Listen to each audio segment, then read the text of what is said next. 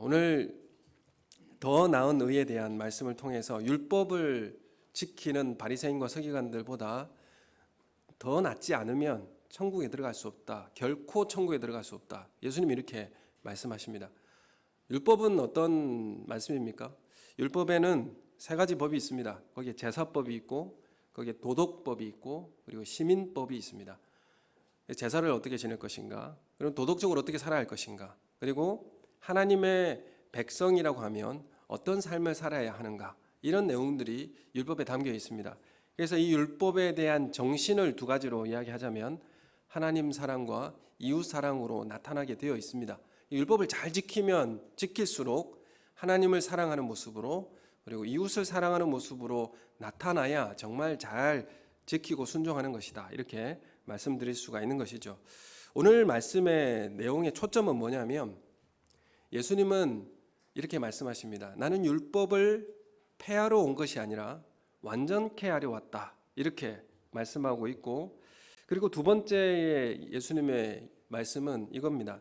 너희 의가 서기관과 바리새인보다 더 낫지 못하면 안 된다. 더 나은 의를 가져야 된다. 지금 이렇게 두 가지로 압축될 수 있습니다. 이것이 지금 누구에게 하는 말씀입니까? 제자들에게 하는 말씀이지 않습니까? 예수 그리스도 안에 한 백성 되고 교회로 부름받은 우리에게, 주님 우리에게 말씀하고 계시는 내용입니다. 예수님은 오셔서 공생의 기간 동안에 예수님은 율법을 지키지 않는 것처럼 그렇게 비쳤습니다. 그래서 예수님은 율법을 폐기하는 사람인가? 이렇게 오해를 받게 되었습니다. 왜냐하면 예수님은 세리 마태의 집에 앉아서 식사를 같이 했습니다. 세리라고 하면 당시에 죄인 중에 죄인인데 그 죄인과 어떻게 식사를 같이 할 수 있느냐는 것입니다. 율법에 부정한 것을 멀리 해야 되는데 죄인과 어떻게 가까이 하고 또 식사를 같이 하느냐, 이거죠. 그래서 이 바리새인들이 공격했습니다. 왜 너희 선생은 죄인들과 함께 먹고 마시느냐, 이렇게 질문했을 때 예수님은 이렇게 말씀하십니다. 나는 죄인을 부르러 왔다, 이렇게 말씀을 하시죠. 이것이 바로 유대인들에게는 듣는데 충격이었습니다. 왜냐하면 유대인들은 메시아가 오시면 율법을 지키고 의로운 삶을 살은 사람들에게 보상하고 또 위로해 주셔야 하는, 상을 주시고 보상해 주셔야 맞는데 왜 죄인들을 부르러 오시는가 하는 것이죠. 그렇다면 율법을 지키는 것이 무슨 의미가 있느냐라는 의구심을 갖게 된 것입니다. 이스라엘에게 있어서 이 메시아에 대한 도래, 메시아가 오시면 택한 백성의 억울함을 풀어주고 신원해 줄 것으로 그렇게 믿고 있었습니다. 그래서 우리를 미워하는 모든 자의 손에서 구원해 주시는 것, 우리 신원해 주시고 지금 우리의 국가적 어려움과 억눌림에서 자유케 하시고 이전의 그 다윗의 왕국으로 새롭게 회복시켜 주실 그 메시아를 기다리고 있었던 것입니다. 그래서 이 식민지의 억압에서 심판과 구원을 가져다 주실 분, 그분이 바로 메시아이다, 이렇게 믿고 있었는데 예수님은 그들이 원하는 모습으로 그렇게 보이지 않았기 때문에 그렇습니다. 사실 그 유대인들의 메시아 대망 사상은 급진적이고 또 혁명가를 기다리고 있었습니다. 우리를 구원해 주시고 이 로마의 강력한 부당함, 이것을 심판하시고 우리를 회복시켜주는 온전한 나라로 만들어줄 수 있는 그런 정치적 권력을 소유한 메시아를 기다리고 있었던 것입니다. 하지만 예수님께서 오신 것이 이스라엘이 그렇게 바랬던 대역전의 정의의 실현이 아니었기 때문에 유대인들은 한편으로 실망하고 한편으로 오해하고 그래서 한편으로 배척한 것입니다. 그래서 우리가 유대인들이 원하는 모습대로 우리도 우리의 불의한 것, 우리의 상황을 개혁시켜 주시고 또 우리의 삶에 이런 불합리한 것을 역전시켜서 정의를 실현시켜 주실 것으로 주님을 우리는 기다리고 있다면 우리는 한번 이 말씀 앞에 다시 생각해 볼 필요가 있습니다. 주님이 우리를 뭘 원하고 계시는가? 가난한 사람을 부자로 만들어주고 그 가진 사람을 다시 밑으로 내리고 이런 불의한 구조가 우리 가운데 있어서 이것을 바로잡는다고 하여서 정의가 실현되어질 문제인가? 잘못을 저지른 이 원수를 갚는다고 해서 진정한 정의가 실현되는가? 사실 그런 문제도 아니라는 것을 우리가 잘 알고 있습니다. 진짜 문제가 무엇인가? 왜 의가 실현되지 않는가? 우리는 이 사실을 그 근본적인 문제부터 들여다볼 필요가 있습니다. 우리가 이 의를 실현한다고 해서, 정의를 실현한다고 해서 불의를 조장하는 그 사람들을 색출해서 처벌하고 그 자리에 정의를 외치는 사람을 앉힌다고 해서 이 정의가 달성되는 그런 목표는 사실 아닙니다. 근본적으로 우리에게 이 불의한 삶을 살게 하는 그 근본적인 유전자를 바꾸지 않는 한 우리가 바라는 그런 정의는 이루어질 수 없기 때문에 그렇습니다. 이 근본적인 악의 유전자의 원인이 무엇입니까? 성경은 무엇이라고 우리에게 가르쳐주고 있습니까? 그 근본적인 문제는 죄의 문제라고 말씀하고 있습니다. 어떤 형태로든 이 죄의 문제를 다루지 않고서는 이 해법을 찾지 못하게 되어 있습니다. 그리고 더 고통하게 하는 처방만을 하게 됩니다. 개혁을 일으키고 바꾼다고 하지만 더 고통스럽게 되어지고 극한 처방을 하게 되어져서 더 어려움을 겪게 되는 일들이 나타나게 됩니다. 이 죄라는 것이 우리에게는 여러 가지 방식으로 그 위력을 나타냅니다. 죄라고 하는 것은 나를 주장하려고 하는 의지인데 나 스스로 충족하고 살아갈 수 있는, 내 스스로 내 힘을 가지고 나의 행복을 추구할 수 있는 존재가 될 수 있다고 하는 그런 생각입니다. 그런 의지인 것이죠. 그래서 나의 자신을 주장하게 되어지게 되는 것입니다. 그래서 스스로 내 삶에 내가 주인이 되고자 하는 그런 욕구가 바로 죄의 근본적인 모습이라 이렇게 말씀드릴 수 있습니다. 하나님의 다스림, 하나님께로 의지하여 살아가는 그 삶을 싫어하고 내 스스로 살아가겠다라고 하는, 주님과 결별을 선언하고 홀로 살아가도 괜찮다, 내 스스로 내 행복을 추구할 수 있다, 이렇게 주장하는 것이 죄의 근본적인 모습입니다. 그래서 우리는 이런 죄의 모습을 가지고 우리가 함께 살아가야 하는 이 사회, 함께 살아야 하는 교회 공동체, 이 안에서의 내 의를 주장하는 죄의 모습으로 살아가게 된다면 내 의지를 서로 관철시킬 수가 없습니다. 왜냐하면 내 주장 의지가 너무 강하기 때문에, 서로 강하기 때문에 이것을 함께 살아가는 우리 공동체나 사회에서 이것을 온전히 실현하기가 쉽지 않다는 것을 알게 됩니다. 그래서 이런 것들이 무엇으로 나타나게 되느냐 하면, 죄의 모습은 늘 경쟁, 권력 투쟁의 양상을 띠게 되는 것입니다. 그래서 우리가 함께 사는 이 삶의 죄의 그 모습으로 인해 나타나는 현상이 뭐냐 하면, 경쟁과 착취와 억압, 권력에 대한 투쟁으로 나타날 수밖에 없는 그런 사회적 현상을 우리는 보게 됩니다. 그럼 우리 교회 공동체에서도 이 죄의 문제 가운데 이런 양상을 띠게 되는 것입니다.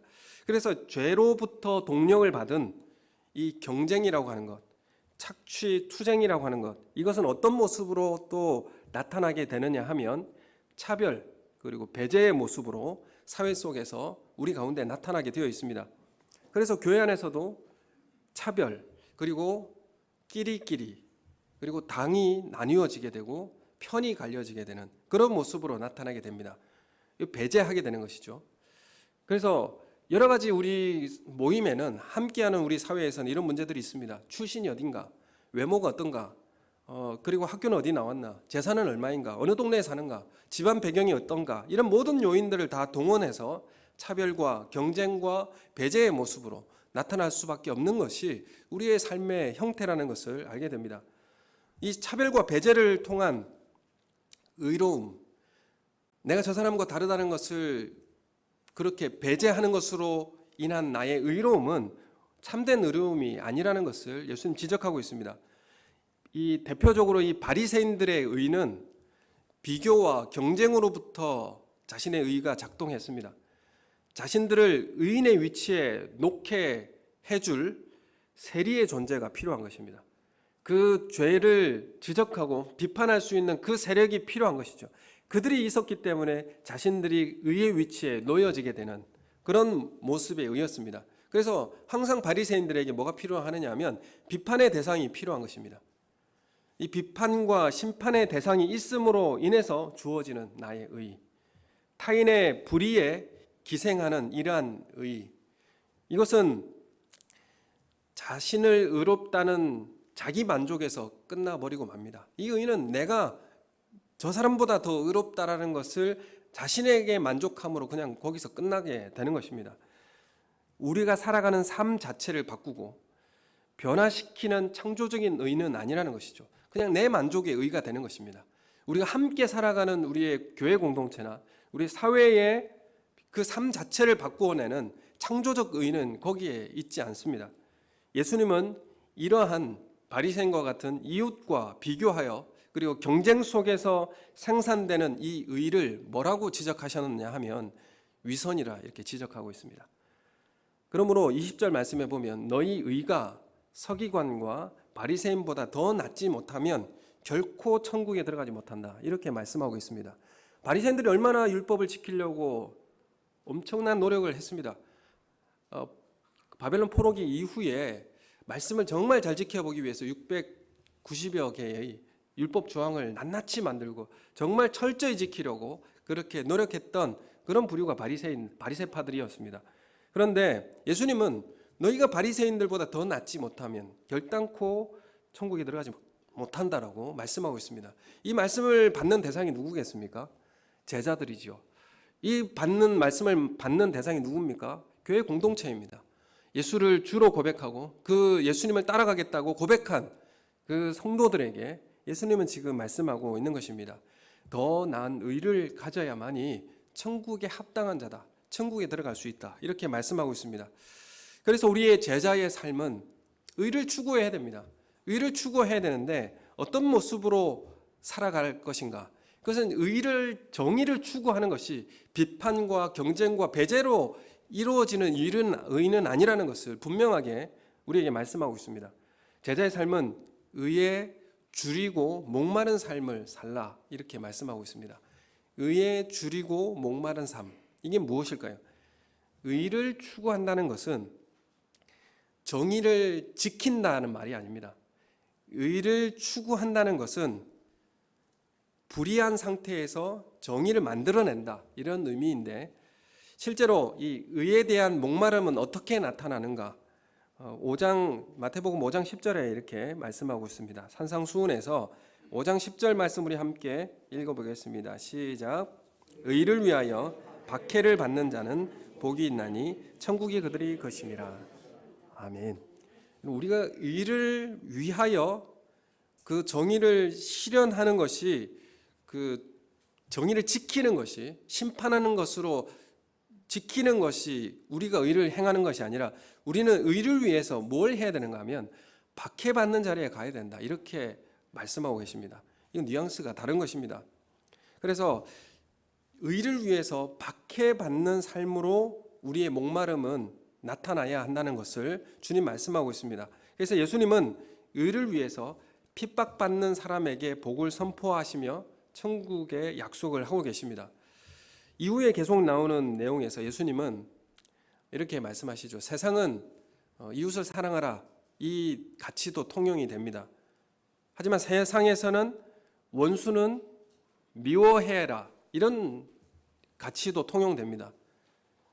그렇지만 오늘 5장 44절 45절 말씀해 보면 예수님은 네 원수를 오히려 사랑하라, 이렇게 말씀하고 있고, 사랑하라를 넘어서 또 뭐라고 말씀하고 있냐면 그를 위해서 기도하라, 이렇게 말씀하고 있습니다. 명령으로 말씀하고 있습니다. 여러분, 그래서 주님 우리에게 요구하시는 의는 어떤 모습으로 요구하시느냐 하면 이 사랑의 대상과 한계를 지우신 것입니다. 그 경계를 다 지우셨어요. 예수님은 경계 없는 사랑을 그 원리로 우리에게 말씀하고 있습니다. 이같이 한즉 하늘에 계신 너희 아버지의 아들이 될 것을 약속해 주고 계시는 것입니다. 하나님 아버지는 해를 비추시고 비를 내리는 일에 악인과 선인을 분리하지 않습니다. 불의한 자와 의인을 차별하지 않으시는 분이 하나님 아버지이십니다. 그러면 우리는 그 아버지 하나님을 닮아서 사랑할 수 없는 자들에게까지 동일한 사랑을 베풀어야 한다는 것을 주님 우리에게 요구하고 계시다는 사실을 우리는 알게 되는 것입니다. 그럼 우리는 이 온전함, 완전함의 삶의 모습은 단지 우리가 미워하지 않는 수준, 그러니까 나에게 해를 끼치는 사람에게 그 사람에 대응하지 않고 그 사람을 미워하지 않는 그 수준을 뛰어넘습니다. 보다 더 적극적인 삶을 우리에게 요구하고 계시다는 사실을 우리에게 말씀하고 있는 것이죠. 악을 대적하지 말라 이렇게 요구하고 계십니다. 보복하지 말라 이렇게 말씀하고 있는데 이 수준도 사실 뛰어넘습니다. 보복하지 않는 삶, 사실 보복하지 않는 것도 참 어려운 삶이지 않습니까? 이 구약에서도 우리 요구하는 것이 이 하나 뽑으면 이 하나만 뽑으라고, 그렇게 이에는 이, 눈에는 눈입니다.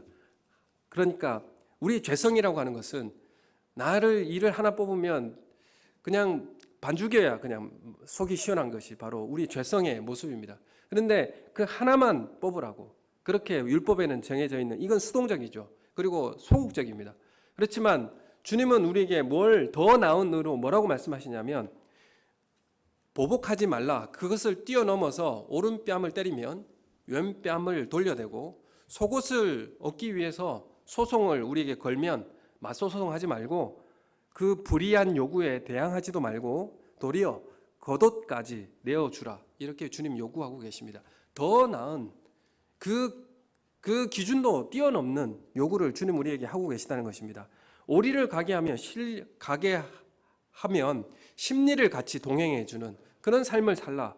그래서 우리에게 보복하지 말라 그 수준에서 머무르는 삶이 아니라 기꺼이 그 사람의 요구를 들어주라, 거기에까지 적극적인 명령을 우리에게 하고 계십니다. 그래서 은혜의 법, 우리가 지금 예수 그리스도 안에서 새 언약 백성이 된다고 우리의 삶은 이전에 그냥 그 소극적인 삶으로 그냥 하지 않으면 되는 삶이 아니라 더 적극적으로 그 사람의 요구를 들어주고 그 사람을 사랑하는 곳으로까지 우리에게 요구받는 삶이 지금 이 시대 우리의 제자들에게 요구하시는 주님의 명령인 것입니다. 이 요구라는 것이 정당할 때만 우리가 하는 것이 아니라 나에게 부당한 상황일 때도 동일하게 적용하라, 주님은 우리에게 말씀하고 계십니다. 여러분 어떠십니까? 여러분 우리의 삶에 정말 은혜의 법이라고 하는 것은 우리가 아무렇게나 살아도 된다는 그게 바로 은혜의 법이 아닙니다. 은혜의 법은 우리의 마음속 깊은 곳까지 촘촘하게 우리를 인도하시는 것이 바로 은혜의 법입니다. 우리는 심판으로 인하여서 원수 갚는 것을 정의라고 말하지 않는 것입니다. 왜냐하면 원수 갚는 것은 누구에게 있습니까? 원수 갚는 것은 하나님의 일이기 때문에 그렇습니다. 로마서 12장 19절 말씀 우리 함께 읽겠습니다. 우리 함께 앞을 보고 또 화면을 보시면서 함께 읽겠습니다. 시작. 내 사랑하는 자들아, 너희가 친히 원수를 갚지 말고 하나님의 진노하심에 맡기라. 기록되었으되 원수 갚는 것이 내게 있으니 내가 갚으리라고 주께서 말씀하시니라. 아멘. 지금 사도 바울이 하나님의 말씀을 인용해서 지금 원수 갚는 것에 대해서 말씀하고 있습니다. 그래서 진노, 심판은 하나님께 맡기라는 것입니다. 신명기 말씀에도 원수 갚는 일은 본래 재판장의 권한이다 이렇게 말씀하고 있습니다. 그래서 인간이 재판장이 될 수 없는 것이죠. 인간의 재판장은 하나님뿐이다 이렇게 신명기는 우리에게 말씀하고 있습니다. 잠언 20장 22절 말씀 보겠습니다. 잠언 20장 22절 시작. 너는 악을 갚겠다고 말하지 말고 여호와를 기다리라. 그가 너를 구원하시리라. 아멘. 명확하지 않습니까? 여러분 우리가 종과 종이 싸운다고 그 한 종이 다른 종에게 심판하고 정의를 시행할 수가 있습니까? 그렇지 못합니다. 사고를 종이 치더라도 정의 집행의 집행은 누가 합니까? 주인이 하게 되어 있습니다. 그래서 우리는 우리의 삶의 주인으로서가 아니라 피조물로서, 자녀로서, 백성으로서 살아가게 되는 것입니다. 로마 교회 성도들을 향한 바울의 권고, 예수님의 정의의 원리를 간결하고 힘있게 우리에게 요구하고 있습니다. 그러면 우리가 의를 추구하는 삶, 의에 줄이고 목마른 삶은 어떤 삶인가? 로마서 12장 14절과 17절, 18절 말씀 우리 함께 읽겠습니다. 시작. 너를 박해하는 자를 축복하라. 축복하고 저주하지 말라. 아무에게도 악을 악으로 갚지 말고 모든 사람 앞에서 선한 일을 도모하라. 할 수 있거든 너희로서는 모든 사람과 더불어 화목하라. 아멘. 여러분 이 말씀을 다시 말하면 박해하는 자들을 축복해 주십시오. 축복하지 저주하지 마십시오. 아무에게도 악을 악으로 갚지 마십시오. 모든 사람 앞에서 선을 행하십시오. 힘이 닿는 한 여러분들은 모든 사람과 평화로운 관계를 유지하십시오. 이게 우리에게 요구되어지는 의로운 삶의 모습입니다. 이게 여러분을 박해하는 자를 축복하십시오. 악을 악으로 갚지 말고 선으로 대하십시오. 라는 말이 그냥 좋은 게 좋은 것이다, 이렇게 살라는 의미가 아닙니다. 사실 우리가 앞서서 말씀드렸듯이 죄의 영향을 받은 우리에게는 차별과 경쟁과 그 착취로 그리고 나타날 수밖에 없는 이 삶입니다. 그래서 갈등과 경쟁이 있는 모습을 만들어낼 수밖에 없습니다. 근데 이런 상황 가운데서 무엇을 만들어내야 될 사람이냐면 평화를 만들어내는 사람이 되어야 된다. 평화로운 관계를, 그리고 차별과 배척과 경쟁의 그런 관계 안에서 평화로운 관계를 만들어내는 사람이 바로 우리가 해야 할 일이요, 또 우리에게 요구되어지는 의를 위하여서 박해받는 자리가 바로 그 자리라는 것을 우리에게 말씀하고 있습니다. 여러분, 이 평화라고 하는 것이 자연스러운 상황입니까? 죄가 있는 죄의 유전자를 우리가 가지고 있는 우리의 삶에서 평화가 자연스러운 것은 아닙니다. 평화로운 관계는 가만 놔두면 평화로운 관계가 되지 않습니다. 이기적 욕망을 품고 살아가는 우리의 삶에는 공감하거나 배려하기보다는 경쟁하고 배제하는 것이 지배적인 상황입니다. 이런 상황에서 평화로운 관계를 유지하는 것은 힘든 일입니다. 그러므로 이 바울의 권고는 평화를 깨트리지 않는 그런 소극적인 태도가 아니라 깨진 평화를 회복하라, 관계를 평화롭게 만들어내라 라고 하는 적극적인 요구를 우리에게 하고 있는 것입니다. 우리는 나는 그냥 다른 사람 비판하거나 이렇지도 않고 그냥 안 할 거야 라는 그 수준을 뛰어넘어서 관계가 악화되어 있고 배제되어 있는 그런 상황을, 관계를 평화로운 관계로 만들어내는 그 일을 우리에게 요구하고 있는 것입니다. 그렇기 때문에 이 바울의 권고는 평화를 만들어내라고 하는 적극적인 명령을 우리에게 하고 있는 것입니다. 악이 우리에게 들어오면 악을 우리 밖으로 흘러내지 않는 존재가 되라, 그런 의미입니다. 죄가 우리에게 들어오면 우리는 죄의 모습으로 보복하지 않는 것입니다. 죄가 우리에게 들어오면 우리는 죄를 흡수해야 하는 존재이고 우리에게는 뭐가 나아가야 되냐면 선한 모습이 나아가야 된다는 것을 우리에게 요구하고 있는 것입니다. 그래서 죄가 우리가 있는 것을 통하여서 죄가 종결되는 것입니다. 여러분, 우리가 있음으로 해서 죄가 종결시켜지는 것을 원하는 것이 주님의 요구입니다. 이런 죄를 통하여서 양산되어지는 배제와 경쟁과 착취와 이런 모습들이 우리가 있음으로 인해서 그것들이 제거되어지고 평화로운 관계가 유지되게 하는 것, 적극적인 평화를 만들어내라고 하는 것, 그것이 바로 우리에게 요구되어지는 의에 줄이고 목마른 자, 그리고 의를 위하여서 박해받는 자리로 가는 것, 그 의를 위해서 박해받는 자리가 뭐냐면 그 관계를 평화의 자리로 만들어내는 그 자리로 가는 것, 그게 바로 의를 위하여서 박해받는 자리로 가게 되는 것입니다. 여러분, 우리는 심판의 자리로 가는 것이 아니라, 비판의 자리로 가는 것이 아니라 우리는 그 일을 위하여서 박해받는 자리로 가야 할 것을 주님 우리에게 적극적으로 요구하고 있습니다. 그래서 우리는 죄에 반응하지 않는 삶입니다. 우리 공동체, 우리 함께 있는 이 사회 가운데 죄의 영향을 끊어내는 요구를 우리에게 하고 계시는 것입니다. 우리는 악이 들어오더라도 우리는 반대로 은혜와 생명을 흘러보내야 하는 삶으로 우리는 요구받고, 적극적으로 요구받고 있는 것입니다. 우리는 죄에 대해서 반응하지 않는 삶을 살아야 하는 것입니다. 우리를 통해서 죄가 종식되어야 됩니다. 우리를 통해서 죄의 습관이 끊어져야 합니다. 내가 있음으로 해서 그곳에 죄가 끊어져야 합니다. 이전에부터 해왔던 그 죄의 잔재들이 내가 거기 있음으로 해서 끊어져야 하는 것이죠. 이게 바로 죄의 제자들이 하는 일입니다. 여러분, 우리가 감으로 해서 그것이 생명의 자리로 변화되는 것입니다. 그게 우리에게 맡겨진 더 나은 의로 요구받는 삶이라는 것을 우리에게 말씀하고 있습니다. 여러분, 우리는 이 문제를, 정의를 실현하겠다고 해서 그 문제를 비판해버리고 배제시켜버리고 우리가 심판한다고 그것이 해결될 문제가 아니라는 것이죠. 그 근원적인 죄의 문제를 우리는 어떻게 해결하고 어떻게 그 문제를 치료할 것인가. 여러분, 우리는 그 죄를 종결시킬 존재로 우리는 이 땅에 파송받고 있는 것이고, 이 일을 누가 하신 것입니다? 하신 것입니까? 예수님께서 이 죄의 문제를 해결하시고자 이 땅에 오신 거 아니겠습니까? 여러분, 우리를 통해 죄를 종결시키고 만물을 새롭게 하시는 이 하나님의 새 창조의 역사에 우리는 그렇게 동참하고 있는 것입니다. 이 화평은 무엇으로 만들어낼 수 있습니까?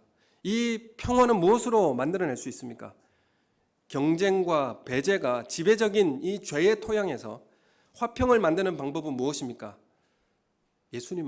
하나님은 이 의를 세우시고 이 세상을 바로잡는 수단으로 십자가의 방법으로 회복하셨습니다. 십자가는 죄로 인한 이 현상을 바로잡는 것이